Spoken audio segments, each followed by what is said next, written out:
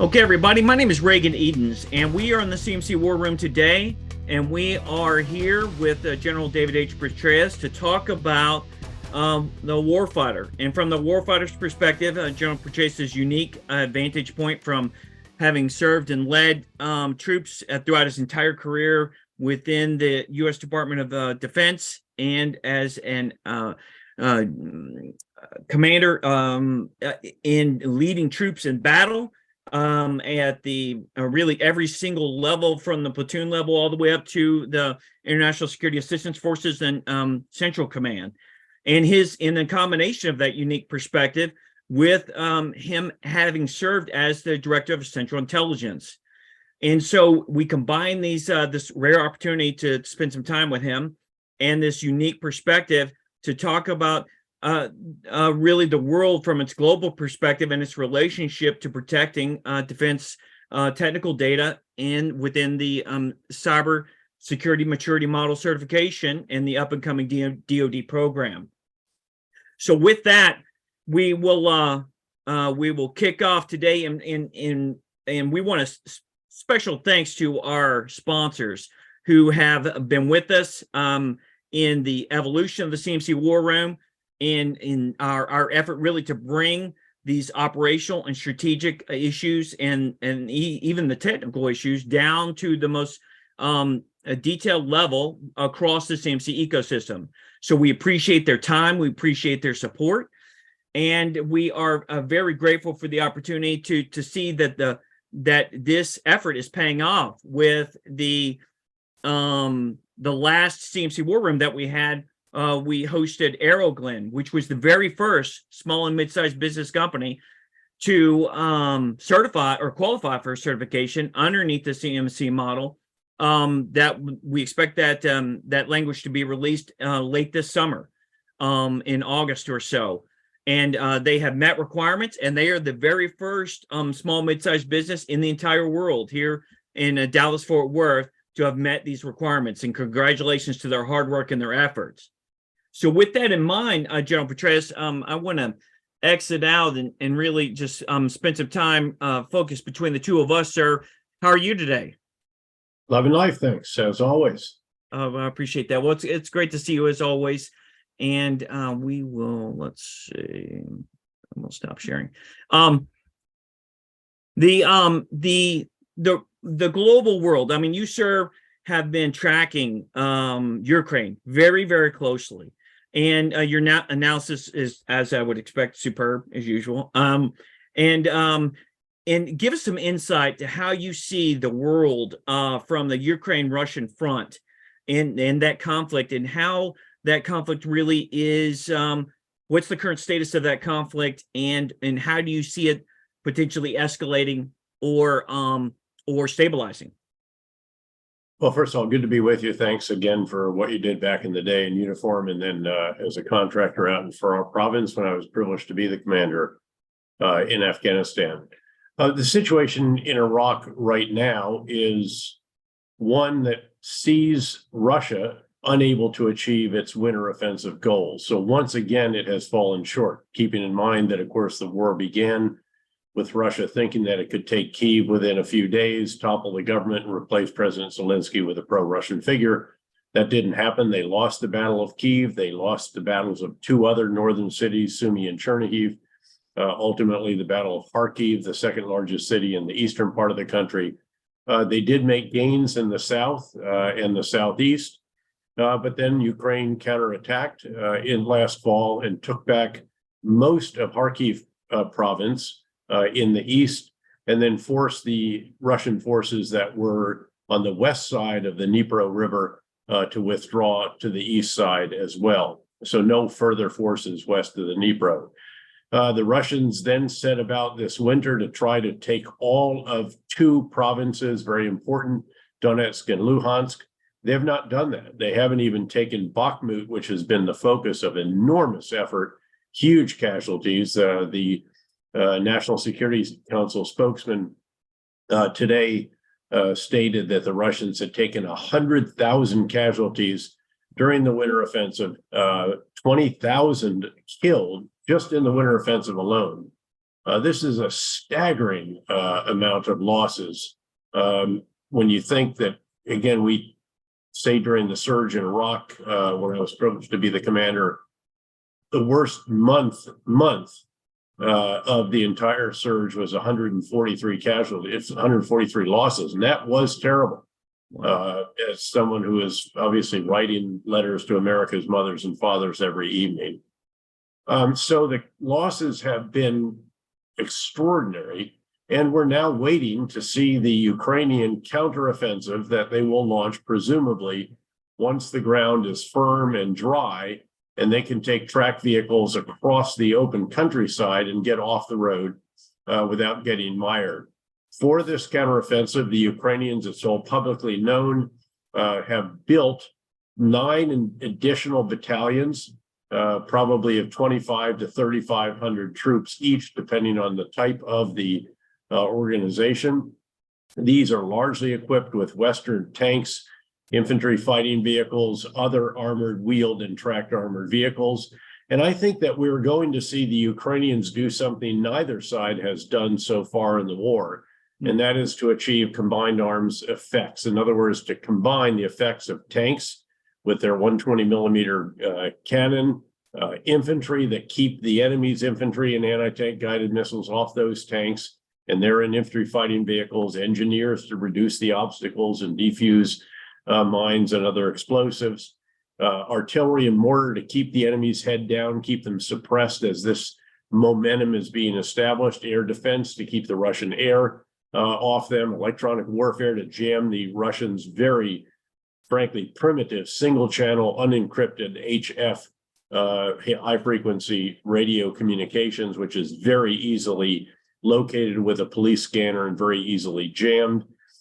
So all of this, and then this time with follow-on forces right up behind them. So when that lead element culminates, when it runs out of momentum at the 72, 96-hour mark, which is just when units are physically spent and generally pretty beat up, they just push on through. And right up close behind them are additional logistics elements with additional ammo, food, fuel, water, medical support, and so forth, and all orchestrated by effective, good command and control. These forces have been training for many months. They've been at U.S. training centers in Germany, Polish training centers, UK training centers in Ukraine itself. And I think that we're going to see the Ukrainians, again, demonstrate for the first time what happens when you achieve combined arms effects. Having seen that during the fight to Baghdad, when I was a two-star general, you get going, you establish this, it's terrifying for the enemy. And I think they will crack the defenses of the Russians, and they're going to push them back quite a bit. And the question is, will the Russians crumble locally, or will it be more broad across the entire front? How can they drive them all the way to the sea, basically, to cut the ability of the Russians along that southeast coast to link into Crimea? And then can they put these bases, headquarters, logistical depots, the sea headquarters, the Black Sea Fleet, their bases and so forth, seaports, all at risk, especially if we can give them the longer range munitions that a lot of us have advocated to provide to them. So that's what I foresee. And one last detail of this that's not trivial. The Russians have established in the southeast, they're actually defending forward of their dug-in defensive positions by 1.5 kilometers or so. What that means is that they're going to have to withdraw under pressure and establish those positions to stop the Ukrainians, who are now coming at them at a pretty good clip. And again, with all of these various weapon systems working effectively together, that's very, very hard, even for a very disciplined, cohesive, well-trained force. And the Russians are not that now. They've been beaten up very badly since February of last year. They have provided individual replacements, not unit replacements. We learned the hard way in Vietnam. That's not the way to go. What we did during Iraq and Afghanistan, that's something we did get right. It was unit replacements, certainly individuals while the unit is deployed, but it's always around the core of a unit, which typically for the Army stayed 12 or 15 months during the surge period in Iraq.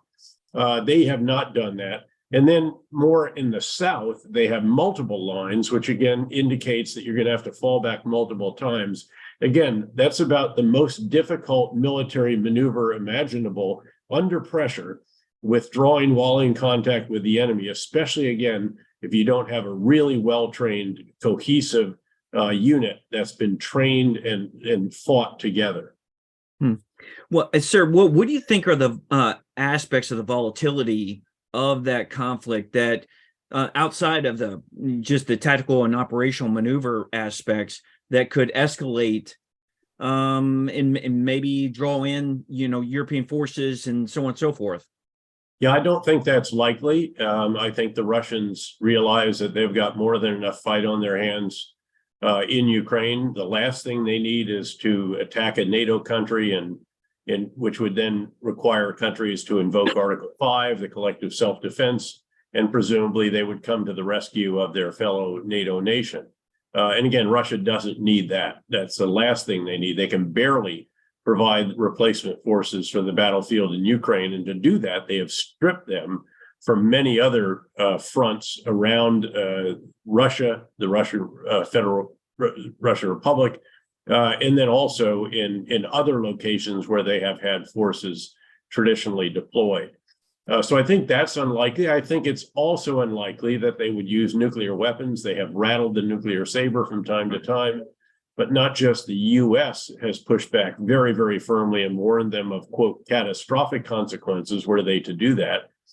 You've also seen President Xi of China and Prime Minister Modi of India also caution Putin to not even think about that. And frankly, I think that we need to ensure that he realizes that were he ever to use tactical nuclear weapons, that the result would truly be catastrophic, and it'd be worse off than he was, and he's already in a very difficult position. The real big question here is whether or not this offensive might bring Putin to realize that Russia is not going to be able to outsuffer the Ukrainians, the Europeans, and the Americans.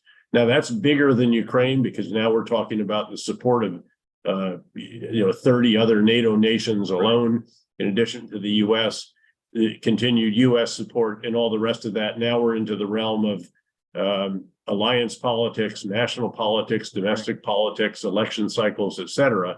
Right. But again, if this is as successful as I hope it will be, I think it will send a very, very important message to Putin, especially if we can also tighten the financial, economic, and personal sanctions on Russia and the export controls as well, to drive home even farther that the price on the home front is going to increase in addition to the price that they're already paying on the battlefield.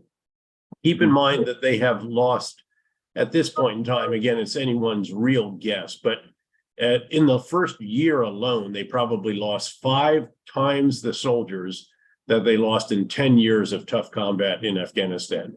And even Russia does have limits on its manpower. Even a country that seemingly cares very little about the lives of its soldiers, doesn't see to their welfare all that well, is no longer able to train and equip them the way that they should before they're committed to combat.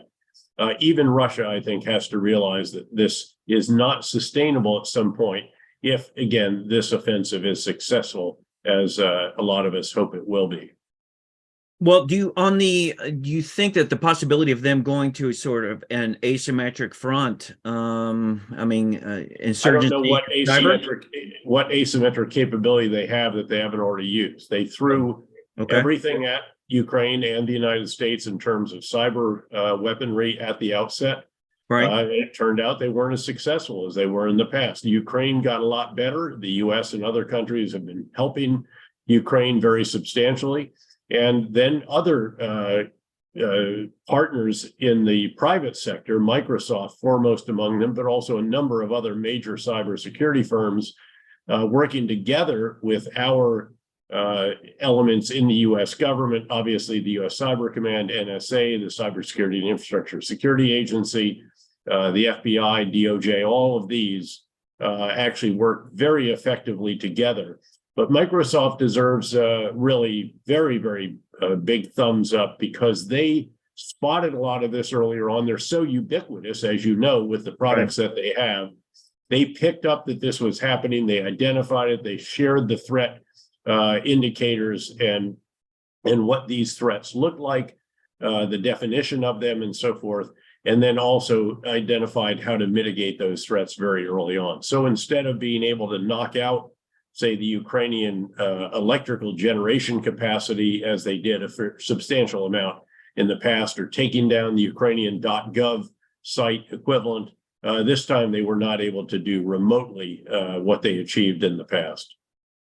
Do you think that that there's a correlation, sir, in the exploitation really of former Soviet systems and Russian systems, and really the exploitation of their weapon systems, development of countermeasures and counterweapon systems, really since probably the 90s? The exploitation of that data. Do you think that that's contributed to their failure to gain, air dominance and maneuver on the mechanized battlefield? Well, we should recognize that the war in Ukraine is not the war of the future. This is really the Cold War turned hot. We're seeing many of the same systems that, we trained against when I was a major, a brigade and battalion operations officer along the inter-German border back a few years before the Cold War ended, before the wall came down.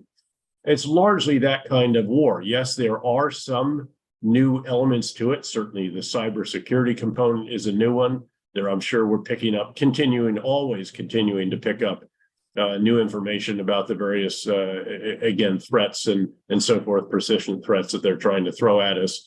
But an awful lot of this stuff is old. It is not the new cutting edge equipment that Russia seemed to purchase in quite limited numbers. I mentioned their command and control, their radio system, again, shockingly, again, primitive, frankly. It's why Russian generals kept getting killed early on, because the Ukrainians jammed their radio nets. They couldn't find out what the nature of delay was at the front. They had to get out, drive up, get out of their vehicles, and then they got hit by skilled Ukrainian snipers trained by Western countries. They resorted to their cell phones. Well, then the Ukrainians would geolocate and or shut down the access of those Russian cell phone numbers to the network. Then they steal Ukrainian cell phones. So now you use Find My iPhone. Again, the Ukrainians have been very, very skillful in what it is they've done. They're very high tech. They're the ultimate MacGyvers. They can make anything work. The tractor army that's pulling all these damaged vehicles back and then being refurbished, noting that, of course, back in the days of the Soviet Union, the Ukrainian Republic was the location of much of the military industrial complex that made these kinds of systems. In fact, I visited there before the end of the Cold War with the Chief of Staff of the Army, and then not long after with the Chairman of the Joint Chiefs some years subsequent to that. So again, yes, I'm sure there's some additional exploitation, probably perhaps of the Iranian drones that are being provided, but much of what is being provided is the old stuff. Some new stuff. Occasionally they've used in hypersonics, or they've used some sea-launched cruise missiles or what have you. I'm sure there is some helpful information that comes from that data collection. But we're not running against, for example, their S-300 or S-400 air defense system. That would be perhaps more useful. We don't see the very cutting edge systems making a particularly big difference in a war that is largely, again, a ground maneuver war that at various times becomes more like World War I than World War II. Although I hope, again, that you'll see the Ukrainians break the seeming stalemate right now, which is them on the defense, ensuring that the Russians cannot achieve their winter offensive objectives. And now they're going to go on the counteroffensive and liberate more of their territory. So let's switch fronts. So we see the strengthening of the Russian, the Chinese pact, and we see the rattling of the sword with the Chinese and the Straits of Taiwan. Do you think that the instability is contributing to the factors for which China may or may not choose to go ahead and pass through the Straits of Taiwan in order to retake Taiwan? There's no question that the Chinese very clearly are trying to determine what lessons they should take from the Russian operations in Ukraine, and frankly, the Russian failures in Ukraine. I tend to think that these lessons are more on the cautionary side than on the encouraging side, especially when you think about the daunting task of an amphibious operation across, 100 miles of open sea and so forth, and seeing what a country can do if it's really determined to resist the invaders. And again, there's a number of ironies about Ukraine, but one of these clearly is that Putin set out to make Russia great again. What he's really done is make NATO great again, greater actually, with one additional member and another in the wings. And no one has done more for Ukrainian nationalism. No Ukrainian political figure has done as much for Ukrainian nationalism as has Vladimir Putin. But again, you have the Chinese looking at all of this undoubtedly, without question. I'm not sure that it's clear just yet, again, what relevant lessons there are, other than, you really ought to train if you're deployed before you do an operation. I mean, one of the mysteries to me is what these Russian commanders were doing for all these months that they were deployed in Belarus and Russia on the borders of Ukraine. I mean, I would have died to have that kind of training opportunity as the commander of the 101st Airborne Division before we went into Iraq. I mean, we did work it very hard during the time we were in Kuwait, but we had nothing like the months that they had to prepare for this operation, and seemingly didn't make much of that. My sense is they were camping rather than actually training. And again, lots of other lessons about, tactical command and control, campaign design, just the command and control structure, the architecture of that. The organizational architecture was flawed from the beginning. It continues to have serious dysfunction associated with it, with a mix of Russian regular forces, special forces, paramilitary Wagner, then these other irregular elements from Donetsk and Luhansk and so forth. So again, there's a number of lessons there. But we get a vote in this. The Taiwanese get a vote in this. And our job should be, number one, certainly to provide what the Taiwanese could use. But more importantly, it's to ensure that the elements of deterrence are very, very strong. And those are two. It's a potential adversary's assessment, perception of your capabilities. And we need to transform our capabilities, harden our bases, improve our resilience in the Indo-Pacific theater.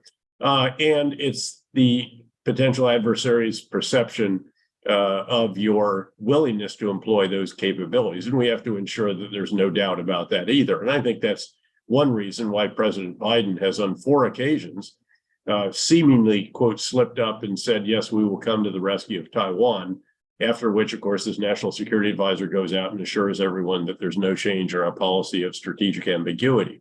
But again, I think that these are a number of those dynamics. Look, frankly, I'm still not without some hope that there's a recognition in Beijing in particular that an awful lot of what has been done is really quite counterproductive to their interests around the world, whether it's wolf warrior diplomacy, aggressive actions at sea or in the air, beating up Indian soldiers, killing dozens of them in the line of actual control in 3 separate fights, economic coercion of countries like Australia. Again, just outrageous diplomatic statements like the Chinese ambassador to France, who called into question the existence of the former Soviet republics and whether they're truly sovereign states. Again, a number of actions over the years, particularly in recent years, that just seem so counterproductive to the general interest of trying to revive the Chinese economy in the wake of COVID and the global turmoil that was brought about by all of that. And, just seeing if we couldn't have the most mutually productive relationship that might be possible, rather than one that is, as presently described by our national security advisor, severe competition. We need to ensure that that never turns into actual confrontation. So let's entangle that a little bit and pull that thread. So post-COVID, we have supply chain constraints to probably the most severity that we've ever seen with the just-in-time sort of delivery.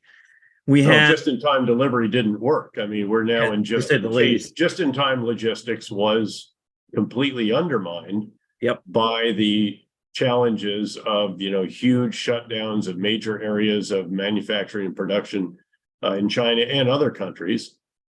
Enormous demand for shipping, and again, all kinds of other challenges. So the smooth functioning of logistics that enables just-in-time logistics clearly didn't exist. And you see actually a recognition that we need to mitigate risks of that in the future by a number of different actions. Among them is more just-in-case logistics. And you see a lot more warehouses being rented around the country. You see, going back to the Iron Mountains that you want to have in case, again, your supply chains are disrupted, which they were, obviously, again, during the pandemic, very considerably at certain points in time.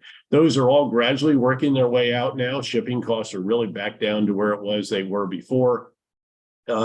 Containers are back out there again. And so generally, this has been worked out, but there are lingering implications and ramifications. And so you see Apple, which used to make all of its, did all of the manufacturing and assembly in one region of China, but had that region shut down for 5 weeks because of zero COVID, is now building its next big plant in India. They'll still continue to manufacture and produce in China, but they need to have redundancy. They need to have, again, you can't have all of that carried out in one location. Then there were also already issues with rising labor costs that were already providing advantages and opportunities for countries like, again, Vietnam, other Southeast Asian countries, Philippines, and again, India.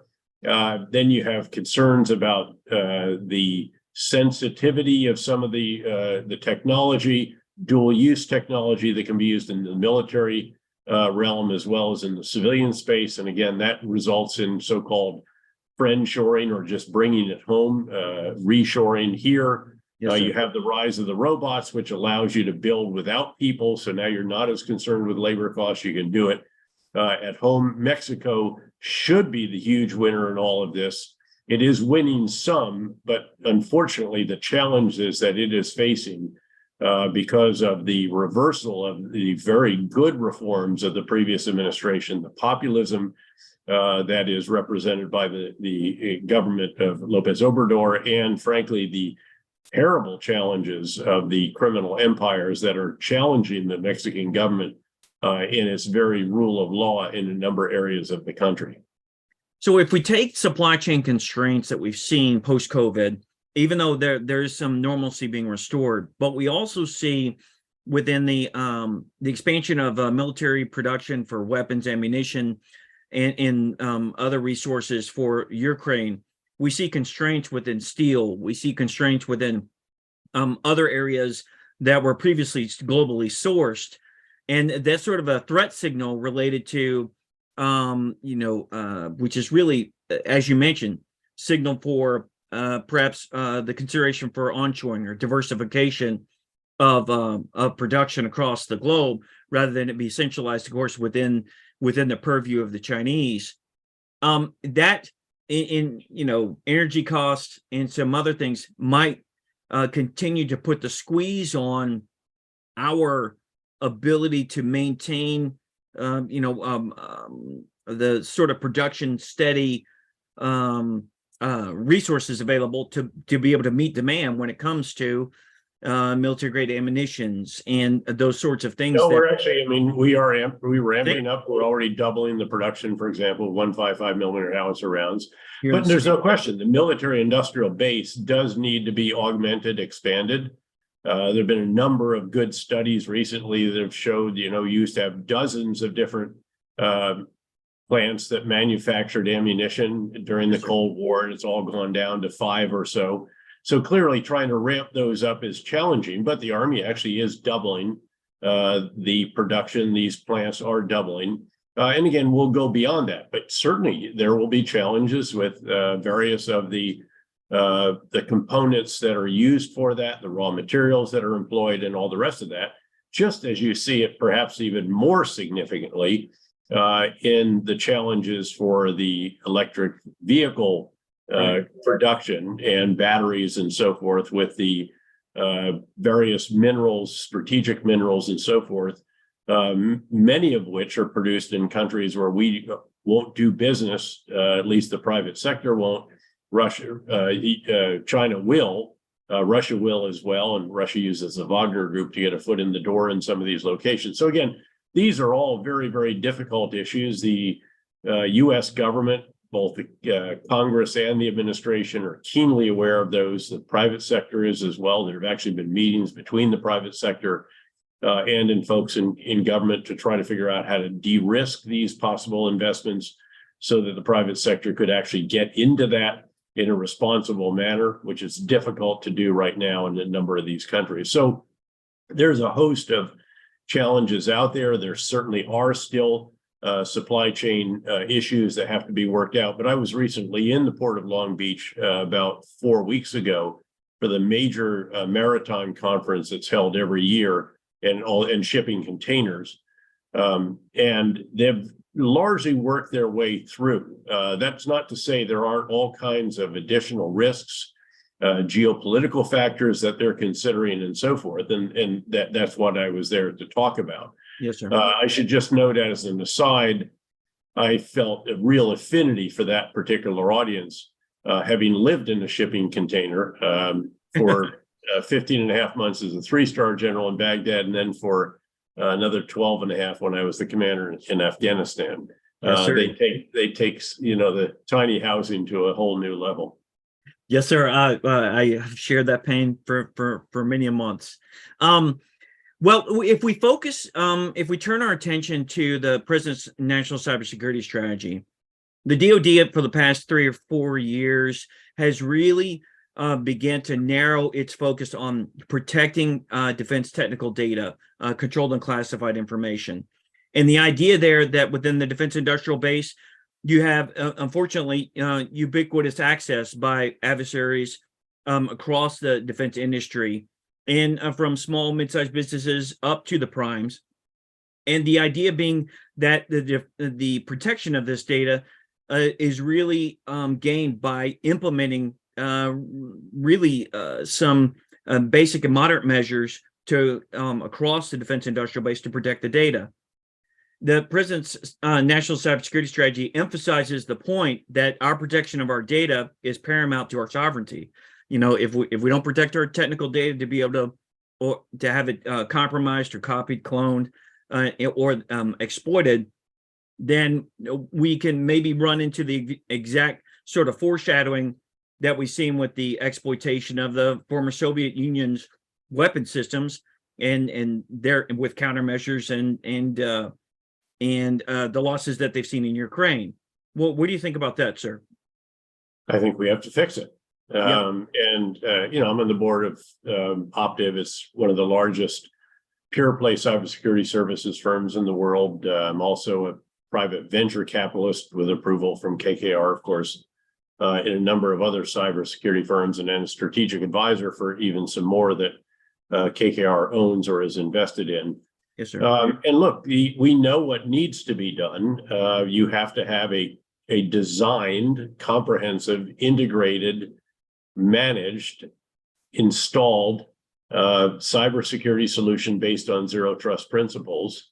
It's very easy to design in a way with a reference architecture. It requires somewhere around 85 or so different products, but it's very difficult to actually install it, get it, and then manage it, get the architecture right for the specific company. Again, it's easy to describe that you have to have identity and verification management. You have to have anomaly detection. You have to have endpoint artificial intelligence. You have to do an audit of all the devices that touch your network. You have to train the workforce. You have to train your systems administrators. You have to push to the cloud. Again, I can list literally 85 of these different capabilities and products, but then you have to ensure that they're all properly installed, that they are integrated, that they're constantly updated, because of course, Often the weak point is that the enemy hackers have found a way in, there's a vulnerability. So there's an update, you have to make the updates and verify that. And then of course you have to be able to react. If there is a breach, limit it very quickly, get them out and continue your operations. So again, this is something that I think is fairly straightforward in terms of describing what's required, but quite challenging in actual implementation and then maintenance and management.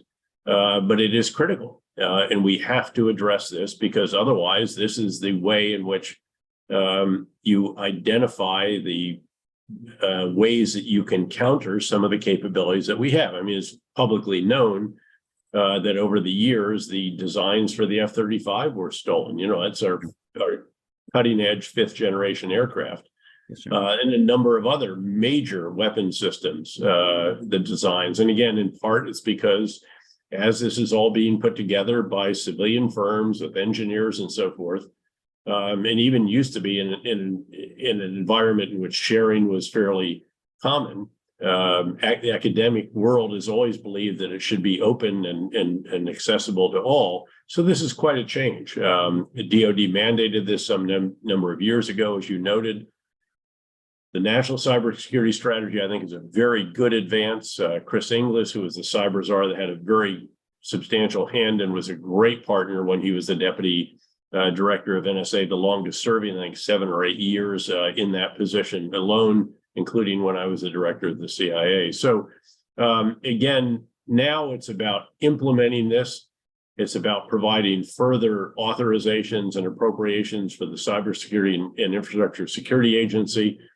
Jen Easterly, the director of that, is spectacular. She worked for me multiple times over the years, including in Iraq and Afghanistan. Rhodes Scholar, top of her class at West Point.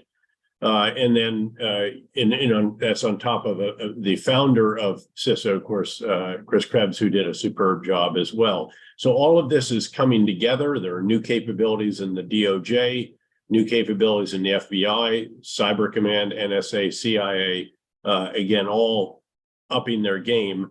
And the question is, I think, can we now partner adequately, share sufficiently at machine speed, not a telephone call or an email, with the private sector, because a lot of the expertise is in the private sector. It is, as I mentioned, at Microsoft, it's at CrowdStrike, it's at Mandiant, and we have all of these are partners of Optiv, for example, and all part of the capabilities that are typically deployed.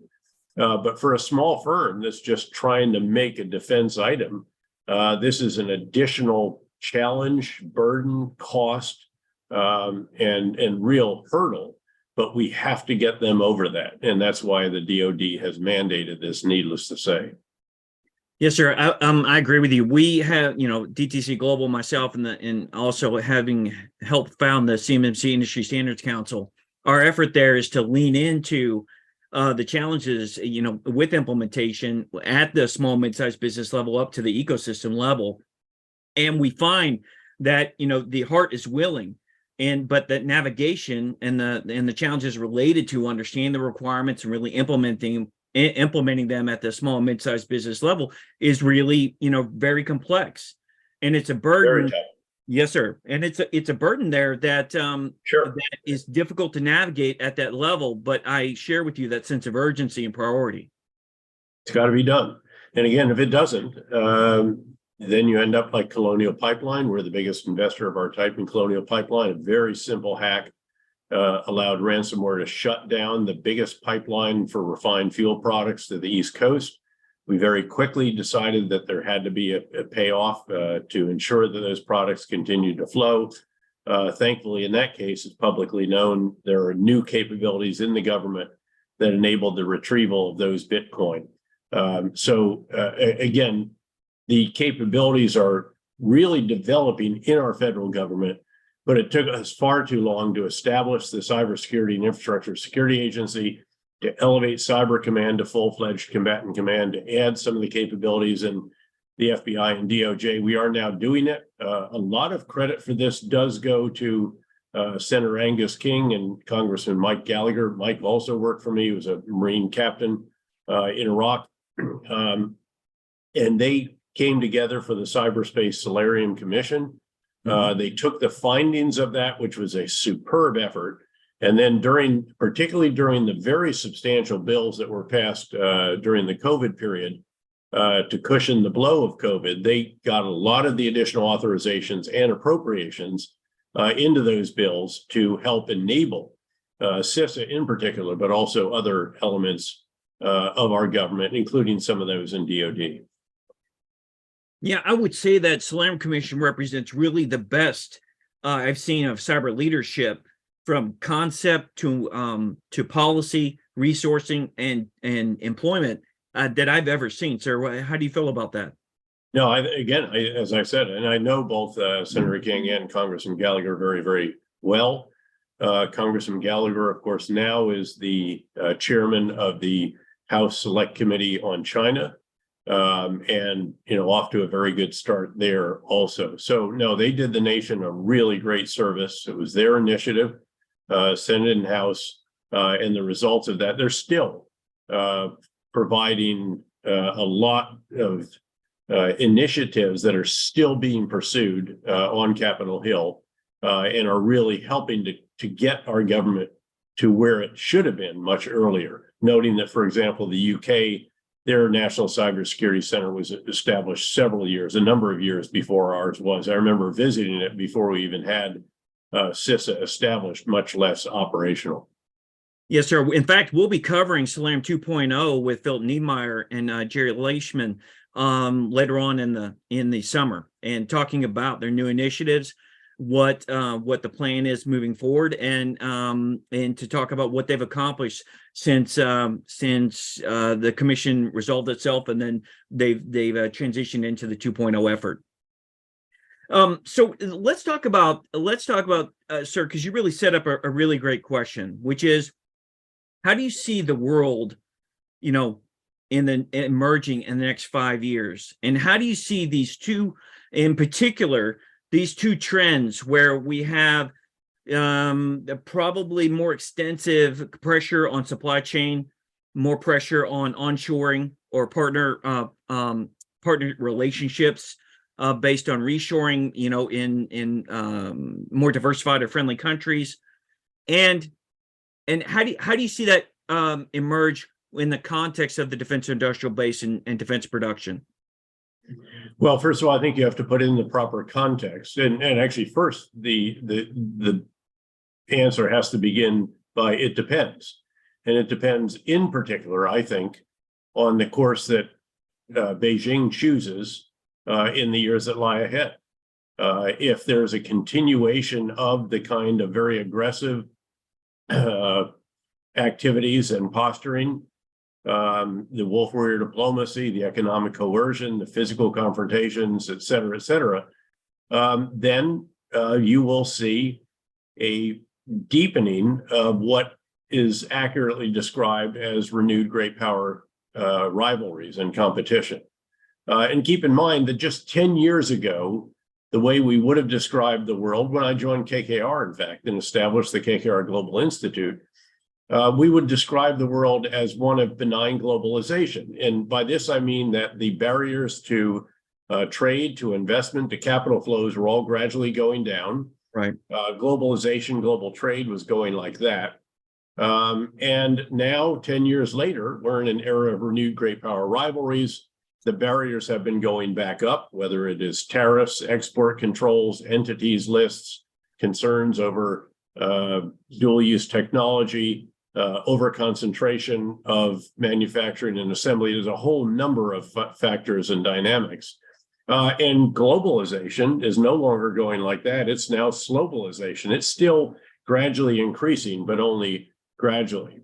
And there's a number of implications. There's a number of dynamics, not just from that, but from a whole host of other factors. And I really listed the bulk of these earlier. Again, whether it is also rising labor costs, it's concerned about the need to diversify manufacturing and assembly. It's a concern about dual use technologies. It's concerned about the growing numbers of companies in which you cannot invest, concerned about what might be the prospects for outcomes of investments some years from now if the trends continue.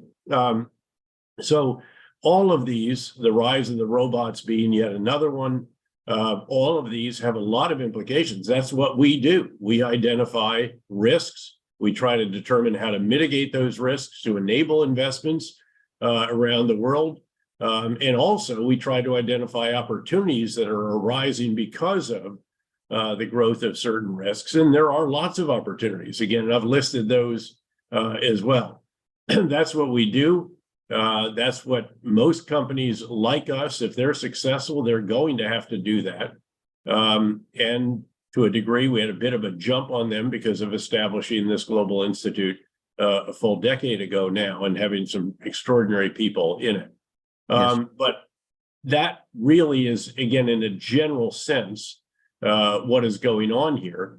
But an awful lot of this, again, will depend. It also depends on the outcome of the war in Ukraine. What does happen with Russia? What will be required of NATO countries? And then there's a variety of other dynamics out there. We shouldn't lose sight of Iran, of its nuclear program, its increasingly longer range and more accurate missiles, its drone programs, the support to proxy militias in places like Lebanon, Syria, Gaza, Iraq, Yemen, and elsewhere. You still have Islamist extremist elements that are out there that need to keep an eye on them. We need to keep pressure on them and an eye on them, ideally through host nation partners rather than doing this ourselves. There are still counterinsurgency operations going on in various places, again, where we are supporting, but we're doing advice, assist, and enable missions rather than actually carrying them out ourselves, helped by the proliferation of drones that has really transformed warfare as we see it today. And indeed, we see drones in Ukraine. As I mentioned earlier, Ukraine is largely the Cold War turned hot, but some elements of the future, albeit quite limited capacity and capability. Drones would be one of those. The ubiquitous presence of smartphones, internet access, and social media is arguably the most transformative. It gives a degree of transparency we've never seen before. Moderate range precision munitions that we have provided for our howitzers, and also the multiple launch rocket systems that we have provided to Ukraine. Cyber capabilities, to be sure, but by and large, again, we don't see the future of conflict there. We envision that in other theaters were they ever to turn hot. And our job is to make sure that that does not happen, that we deter what could be the most catastrophic of conflicts, and that would be with a peer competitor. Yes, sir. Is American industry in that sort of within those options, are they the big winner potentially in reshoring American manufacturing? In some cases, not all. I mean, in some cases they are. Yes, sir. Again, some will go to Mexico, where that is possible. Some will go to Canada, will be a winner. But again, certainly some in the US, there will be other winners as well. As I mentioned, again, India, Vietnam, Indonesia, Philippines, other Southeast Asian countries will benefit from some of these dynamics. You really have to look at what is the particular sector, who is active in it. Again, when you get into the electric vehicle sector, which is going to be so enormous, when you get into the renewable energy sector and all the implications of all of that, again, there are enormous winners in those fields, and those are the ones that can both mine and then refine the various minerals that are required, whether it's lithium, cobalt, copper, you name it, all of these different minerals. So again, there will be some very significant winners out there, and the job of a free market economy, those who invest in it, is to find those, invest in them, help them grow and prosper. And that's what our firm does. That's what a number of other firms, a handful of other firms of our size, do as well. Yes, sir. Last question. So when we think about terms and peer competitors, certainly China and Russia may, if you're right, which I would bet on you, sir, that the outcome of this spring offensive, if the Ukrainians are successful, will be that Russia will continue to lose status, or at least in a diminished capacity, right? Very diminished. Yeah, I mean, they've already been set back very, very substantially. They've lost well over half of their armored vehicles, and they can't replace them. They can't. The export controls are crippling them. They have shortages of workers. It turns out the corruption pervades every aspect of their military industrial complex, and frankly, the military itself. So again, they've been very, very substantially reduced in their capabilities. Their economy has been set back in certain sectors, at the very least, a decade or so. So they're not the threat that they used to be, but keep in mind, they still have the world's largest nuclear arsenal. They still are a superpower in that regard, but not as substantial in terms of the military capability. I mean, it could be that the best army in Europe coming out of this could be the Ukrainian military. So we'll see. Wow, that would be something, wouldn't it? It's not how they anticipated when they started it, did they, sir? No, again, they thought, within a week, they'd have taken Kyiv, toppled the government, replaced President Zelensky, and gone home to a victory parade. And, one reason that Vladimir Putin never assigned an overall ground commander was that he wanted to retain that title for himself so that he would be seen as the architect of victory. And obviously, that didn't turn out quite the way he hoped it would. My goodness. We genuinely appreciate your time, sir. Good to be with you. Thanks. Oh, you're welcome. The opportunity for us to really see the world, when we stay laser focused on the enablement of the defense industrial base to really meet the cybersecurity requirements and really be able to continue business within a very volatile and very uncertain world, with cyber adversaries looming, and that sort of continual pressure, both from criminal elements within the cyber community and also nation state actors. But we are grateful for that perspective, which really brings sort of the big picture together, because without that, you really lose perspective on what's the importance. Why are we focusing on this? Why would a small and mid-sized business that's trying to navigate their way through the complexity of these requirements, why is there reason to persevere? So we genuinely. No, it's always helpful to put everything in context. So again, great to be with you. Thanks for what you did back in the day, and thanks for what you're now seeking to do as well. My pleasure, sir. Thank you, and have a great day. Bye-bye. Okay. All right, bye-bye. So that's a great opportunity, folks, for us to be able to see that perspective, right, from the warfighter's perspective, that operational readiness, and our ability to really navigate the future. We have to navigate the future at the sort of that operational level and the day-to-day functions of how we execute our contracts and how we solve these the problems and meet the challenges that's necessary to meet the DoD's expectations in securing our data.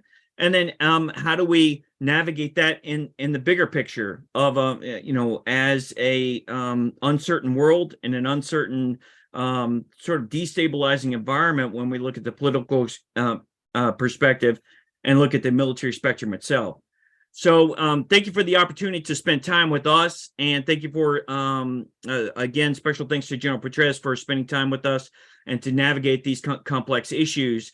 And we will continue forward with CMMC War Room in the ability to really talk about strategic issues, talk about operational capabilities, and talk about the technical and tactical implications of what we do every single day. So thank you very much, and have a wonderful day.